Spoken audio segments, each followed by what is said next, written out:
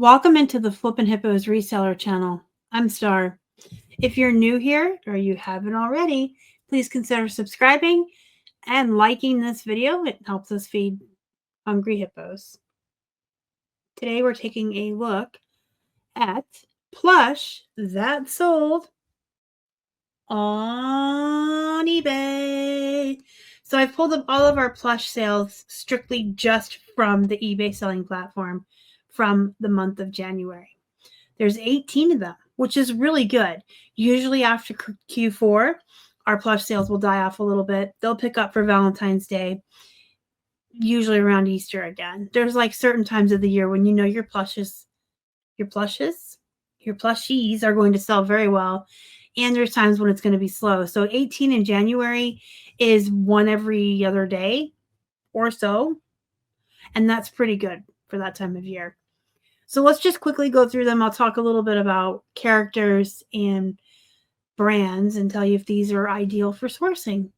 If you are more interested in the more detailed nuances of a what sold video, I do a weekly what sold video every Monday, showcasing all of our sales on eBay each week. And in those, I show you other categories than plush, obviously.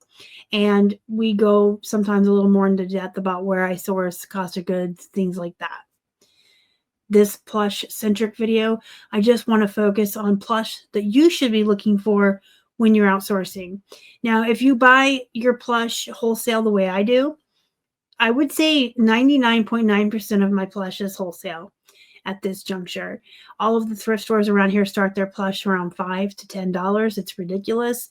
It's not worth sourcing for resale. So I do buy them wholesale, so I don't get as much of a say. Sometimes in the summer, in the warmer months with my local eBay group, we'll go to yard sales and church sales together, and I can find plush there. They'll have stuff a bag. They'll have plush for $1 each. Then I can be choosy and I get to pick them out myself one by one. But normally I just get what I get in my boxes. I'm almost always tickled pink though with what I get because the cost of goods is so cheap when you buy them that way. And I am a volume seller, so I don't mind bread and butter items and filler items. This is a Fisher Price Laugh and Learn. So yes, she is up for $7.49. However, she was 50% off. So she would have originally been up for $15 plus $13 shipping. So this is around a $25 to $30 plush all in. And then you can do free ship or break it down however you want to do your shipping costs. These Fisher Price Laugh and Learns are definitely worth picking up when you find them for, I would say $2 or less, but if you don't mind having a little bit less profit, maybe even up to $3. Some of the different animals and characters can sell for more than this one did. But I would say it's a good find. And Fisher Price in general, they're electronic toys that are meant for babies to learn, to interact with, sensory toys. I do think that those are good to grab. This is a American Doll apron that I got in the Build-A-Bear clothing lot. This is the only American Doll piece of clothing I've ever sold. You can see it was kind of low in bread and butter. So I would say I probably wouldn't go to a garage sale and pick up this apron for $1. But if they had a bag of American Girl clothes for a couple of bucks, yes, I would buy the bag and piece it out and make outfits and all the stuff like I do with Build-A-Bear clothing. Paw Patrol. So you want to look for the more obscure characters with Paw Patrol from the movies. Your two most common oversaturated are Marshall, the fire pup here, and Chase, the police dog. But I still like to get all Paw Patrol. And I would say in general, most Nickelodeon and Disney Junior shows have plush that are popular. So that's why it's important, and you've heard me say this before, to keep your finger on the pulse of what's going on. You guys know I'm an empty nester. Both of my children are in their 20s and live elsewhere. I have no reason to really to know what's popular on Disney Junior, Nick Jr., except that I am a plush seller, so I do need to know. So even if you don't have young kids in the house, it's important to stay abreast of what shows are popular and what movies are out. Things can flux too.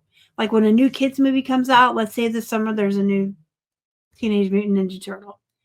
You can raise the prices on your TMNT plushies and toys because they're going to go up in popularity. So just keep your eye out. You can just kind of, if you're on social media, you can always see what's popular. You can look for hashtags too.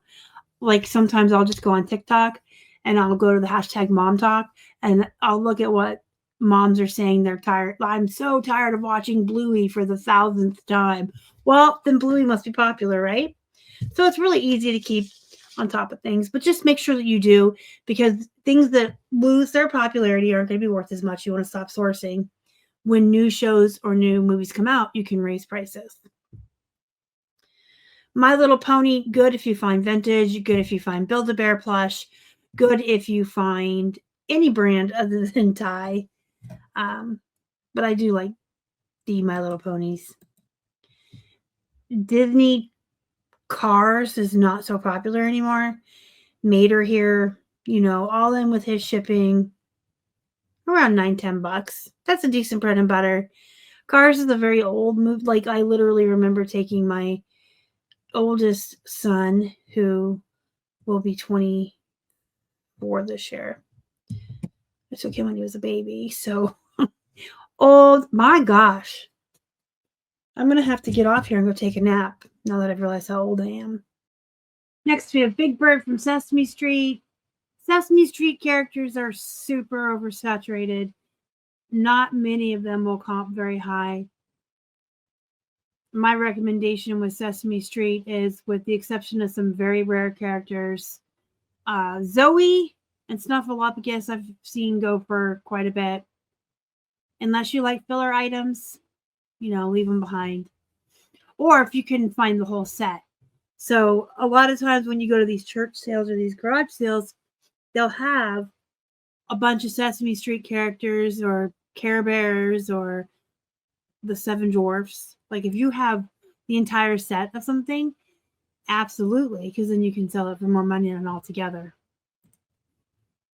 Puppets are always good, but depending on the brand, the animal, the characters, how much it's going to comp for and sell for. But most puppets will sell a lot faster than other plush. I like puppets because of their fast sell-through rate, and my cost of goods again is so low. I grab them all. This is a generic duck. Just keep in mind too, if you are a filler or volume seller, a lot of teachers and like preschools and stuff sometimes don't have a big budget to buy stuff. And some teachers buy stuff out of their own pocket money. And so when you have affordable pretend imagination toys like this, that's your target buyer. They're going to be looking for maybe not a Folkmanis $80 puppet, but maybe just a duck to complete the farm animal puppet set they have for the classroom. I like Gans, but Gans has so many different types of plush out there that they comp all over the place. So just make sure you do your due diligence if you're not willing to not have high dollar plush in your store. This is a rabbit that sells for right around 22 to 25. It's an Easter bunny.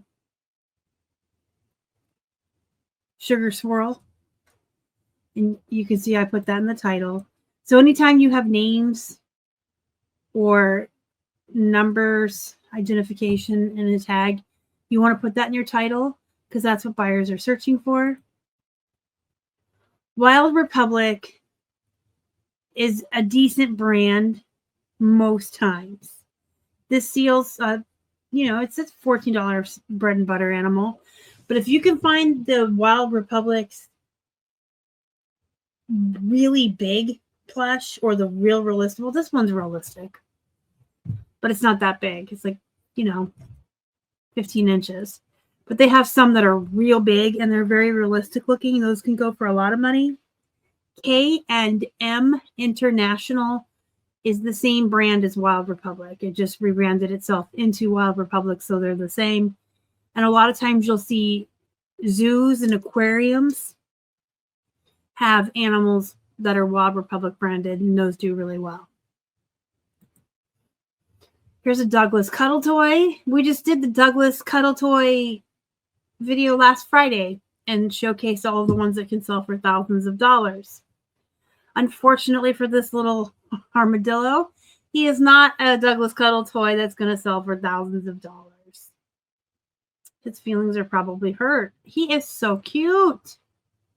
Look at him. Did you see his tail? He sold for right around $14. I like Douglas cuddle toy though. It is a bolo, especially the large ones. If you didn't see my video on the Douglas toys, I'll have that pop up at the end for you. You can go watch that. This is Build-A-Bear Alvin and the Chipmunks. When you can find the Build-A-Bear characters, they're going to sell for way more than the regular teddy bears. And you guys know I have a general rule that I've always taught you about stripping your Build-A-Bears and selling everything separately. That has one asterisk to it, and that's these recognizable characters. So anytime you find a Star Wars Build-A-Bear, a Doctor Who, an Alvin and the Chipmunks, a Beauty and the Beast, if they have outfits, sell the whole mess together. You will make a lot more money that way. If you find a plain bear or rabbit in a dress, sell the rabbit and the dress separate. You'll make more money that way. So the only exception to the rule is recognizable characters. Alvin came with a tuxedo. Look at his tail. I can't stand how cute the Build-A-Bear clothes, the pants, the tail hole. I've probably said it on this channel before, and if not, hey, guess what? Now you know how weird I am. But the little tail hole in their pants literally kills me. I can't stand it. And then when I dress them and I have to pull their tail, and then their tail, it's so cute. I love tail holes and tails. Weird. Weirdo. Look at his tail. So he had the tuxedo, the microphone, the guitar. I also threw in the Hawaiian shirt on the hanger. I could have sold the Hawaiian shirt separate, but I wanted to do a whole bundle of Alvin and get more money. And he had his birth certificate. Sometimes you're lucky enough when you get these used Build-A-Bear that they'll have their birth certificates. We got Alvin at a garage sale, so he was all intact. You can see I had $18 delivery because he weighed over 3 pounds. So if you were going to sell this yourself, it's going to be right around a $70 to $78 plush all in with all these accessories and everything. So Batat used to be a good brand when I first started. Avoid it. Like if you get it in a box, list it, but I would avoid it. She's cute. No offense, cute little Cocker Spaniel.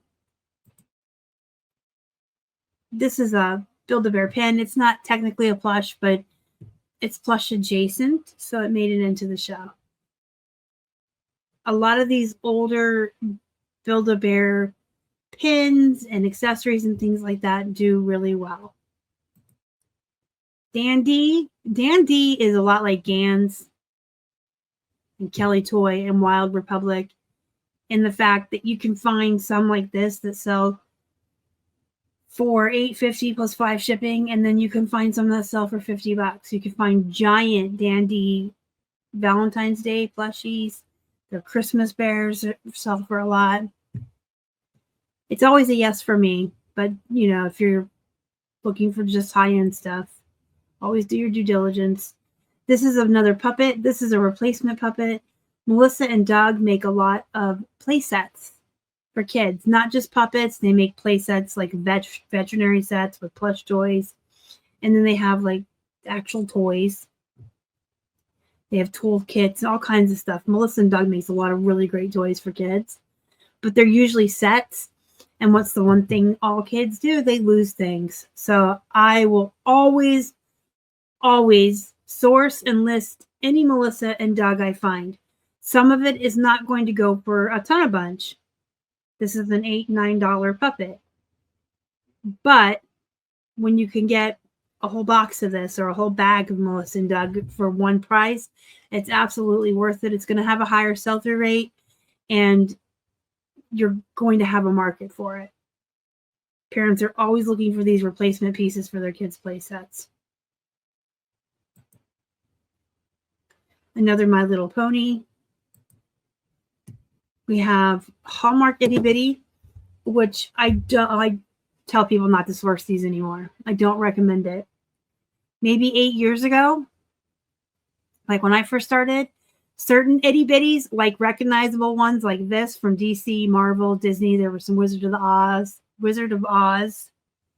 There were Sanrio, but they aren't what they used to be. I won't sneeze at them if I get them in a wholesale box, but I'm not going to source them on purpose. And of course, I allotted Batman and Robin together because it's Batman and Robin. And this bear sold. It's just here to be in the video because it sold. And I do promise to show you every single plush sale in these plush-centric videos. But I've never heard of it before. I've never seen it in the wild. I've never found it since, before or after I found this bear. I don't even remember where this one came from. It was around for so long tail. I want to say it came out of a box from American Thrift Supply. Celebrity Bears. It's from Sagertown, PA. So maybe I got a bunch of bags of plush at some church sales a couple years ago too. I wouldn't recommend it. It took forever. And you can see I had to put it at 50% off to clear it out. So 1 out of 10, do not recommend. Don't let her cute face with the pretty little eyelashes fool you. She's not worth sourcing. All right, if you guys have any questions, comments, concerns about reselling plush or reselling in general, let me know down below. And don't forget to join our Facebook group, Flippin' Hippos Reseller Pod. Go be productive, guys. Go make some money. I'll see you in the next one. Thanks for watching.